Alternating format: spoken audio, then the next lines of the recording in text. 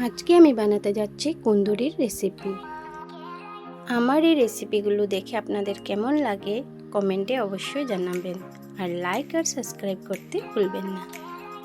তাহলে চলুন রেসিপিটা শুরু করা যাক। এইখানে নিয়ে নিলাম আমি কুন্দুরি, আবার এটাকে কেউ কুন্দরুও বলে। আপনারা কি বলেন কমেন্টে অবশ্যই জানাবেন। কুন্দুরিগুলোকে আমি মাঝখান দিয়ে দু টুকরো করে এইভাবে কেটে নিয়েছি। তারপর চুলাতে কড়াই বসিয়ে দিয়েছি।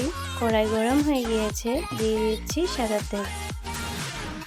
তেলটা গরম হয়ে গিয়েছে, এবার দিয়ে দিচ্ছি এর মধ্যে কেটে রাখা কুন্দুরিগুলোকে। এগুলো দিয়ে এবার ভেজে নেব। এর মধ্যে দিয়ে দিচ্ছি 1 চামচ নুন, দিয়ে ভালো করে ভেজে নেব। এবার ঢাকা দিয়ে দিচ্ছি। এবার ঢাকাটা তুলে নিলাম। নরম হয়ে এসেছে, আর একটু সময় নাড়িয়ে চাড়িয়ে আর একটু ভেজে নেব। এবার দিয়ে দিচ্ছি আধা চামচ হলুদের গুঁড়ো, দিয়ে আবার ভালো করে ভেজে নেব। আবার আর একটু সময়ের জন্য ঢাকা দিয়ে রেখে দেব। ঢাকাটা তুলে নিলাম। এবার কুন্দুরিগুলো ভালোভাবে ভাজা হয়ে গেছে, নামিয়ে নেব। এইদিকে আবার কড়াই বসিয়ে দিলাম। কড়াই গরম হয়ে গিয়েছে, দিয়ে দিচ্ছি তেল। তেল গরম হয়ে গিয়েছে, দিয়ে দিচ্ছি গোটা জিরে। তারপর দিয়ে দিচ্ছি পানমৌরি। তারপর দিয়ে দিচ্ছি গ্রেট করা আদা, আরও দিয়ে দিচ্ছি রসুন। এবার এগুলোকে ভালো করে ভেজে নেব।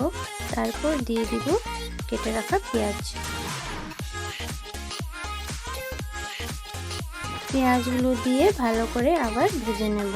পেঁয়াজগুলো লাল হয়ে আসলে এর মধ্যে দিয়ে দিব 1 চামচ নুন। তারপর দিয়ে দিচ্ছি কেটে রাখা টমেটো। টমেটোগুলো দিয়ে ভালো করে ভেজে নেব। টমেটোটা নরম হয়ে যাওয়ার জন্য একটু সময়ের জন্য ঢাকা দিয়ে রাখবো। এবার ঢাকাটা তুলে নিলাম। টমেটোটা অল্প স্বল্প নরম হয়ে এসেছে।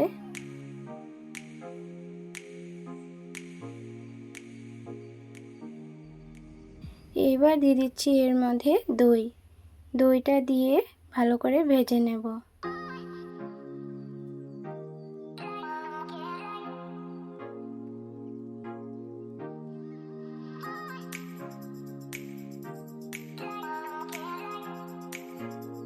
এবার দিয়ে দিচ্ছি আধা চামচ হলুদের গুঁড়ো, আধা চামচ জিরে গুঁড়ো, আরও দিয়ে দিচ্ছি আধা চামচ লঙ্কা গুঁড়ো।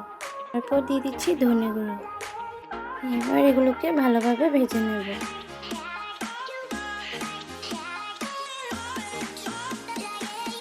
মশলাগুলো ভাজা হয়ে গেছে, এর মধ্যে দিয়ে দিচ্ছি কস্তুরি মেথি। কস্তুরি মেথিটা দিয়েও ভালোভাবে নাড়িয়ে চাড়িয়ে ভেজে নেব।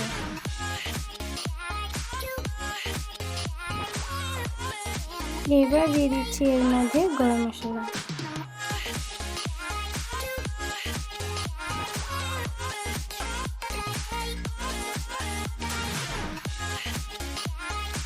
গরম মশলাটা দিয়ে ভালোভাবে ভেজে নিলাম।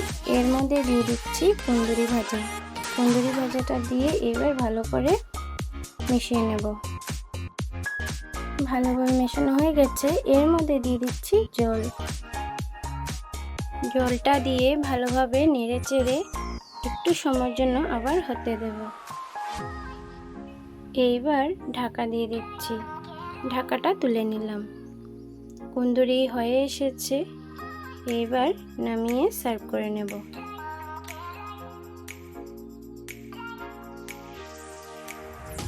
আজকে আমার কুন্দুরির রেসিপি রেডি।